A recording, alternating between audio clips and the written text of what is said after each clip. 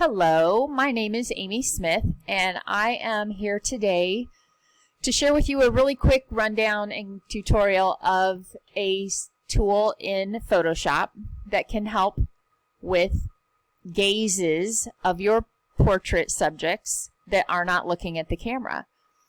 In most instances, when someone's not looking at me in the photo, generally I can use a head swap and take care of that. But sometimes that's not possible.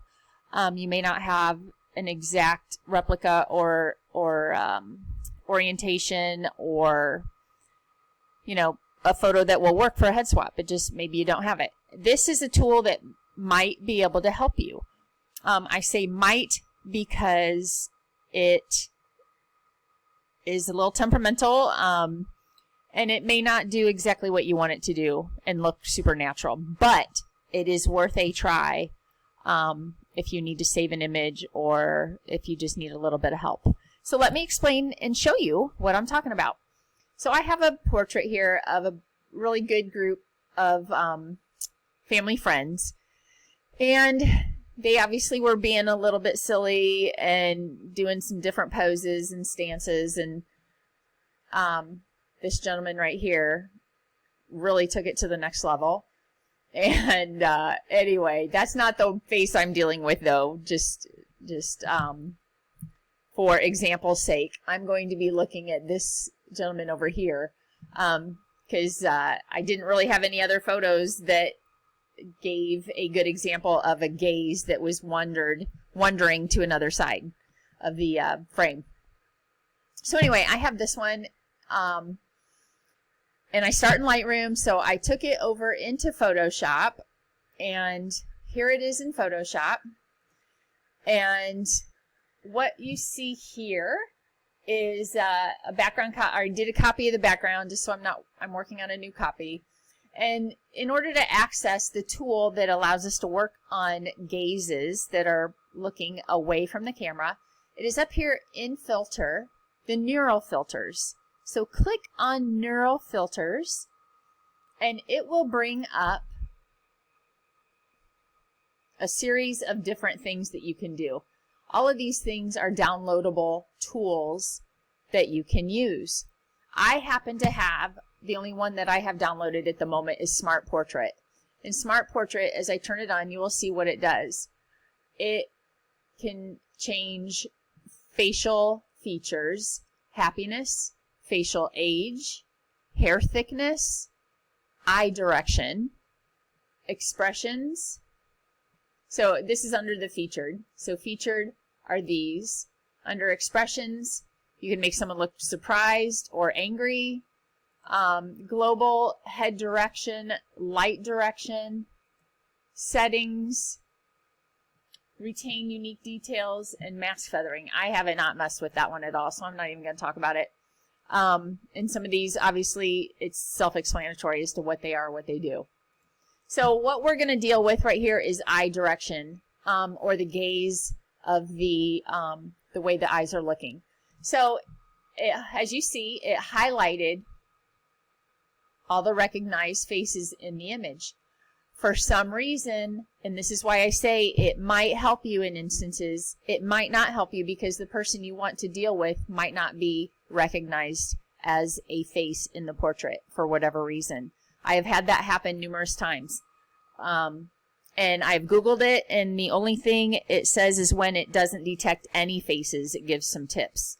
But it's detecting all the faces but one, and it really doesn't give any information as to what to do in that case. So I don't have an answer for that. I'm sorry. There might be something out there, but I haven't found it. So anyway, I said we were going to work on this guy, and so you want the blue highlight around his face, and we are going to make this a little bit more magnified so that we can see his face a little bit better. And like I said, sometimes it's not going to get it to look directly at you, but it's going to help. And this is just going to give you an example of the possibility of how this works. So his head is highlighted, so we're concentrating on his face. He's the selected face over here. And so I want his eyes to go this way in the frame to the left. So I made the toggle go to the left. It's down here processing and working, and then we will see what it does. Hopefully, oh, there it is. So it went from, so he's kind of looking way more my way. He's not looking directly at me, but he's most definitely looking more towards me. So let's turn it off. He's looking that way. And turn it back on, and here he is looking way more towards me. Isn't that crazy how that works?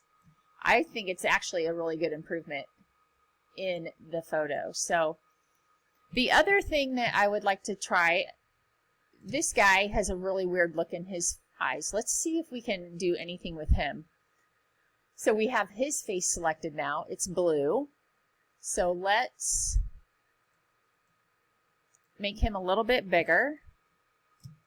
And let's try his eye. I'm going to go, let's see, which way do we want to go? I'm going to go that way a little bit and see what it does. He's trying to be all Mr. Suave, smelling his flowers there. Okay, it's still processing. Down here you'll see the little line as it works. Okay. I think I like that a little better.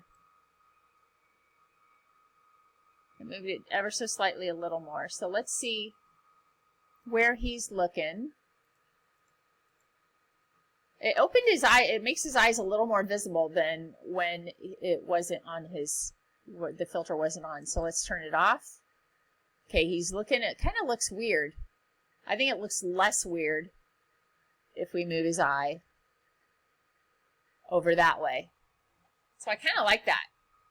Okay, never would I ever share this with a client. I actually did share this because I know she wanted to see how goofy her kids were. But these 5, 1, 2, 3, 4, 5 are siblings, and these guys are a couple, and these guys are a couple. So anyway, super fun family, aside from the point. So if we want to apply these changes, we just hit OK, and it will take us back to this. And then let's go between. So if you can see look particularly at his face and his face, we'll see that's where it took us, and that's where it was. So his eyes, I think it's a big change. You can actually see his eyes. I think it's a welcome change. And we still can't do anything about him. So that definitely would be a head swap situation, or we just don't use the photo. And then what I really, here's a photo that I really wanted to use it on. This little kid is so cute.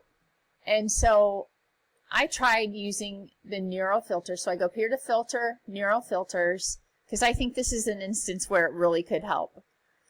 And this little kid, I think, purposely wasn't looking at me a lot, so it was a little frustrating when I did want them to look at me, because these parents are big proponents of the let's all look at the camera kind of pictures, and it's a little frustrating because this little guy was not into it.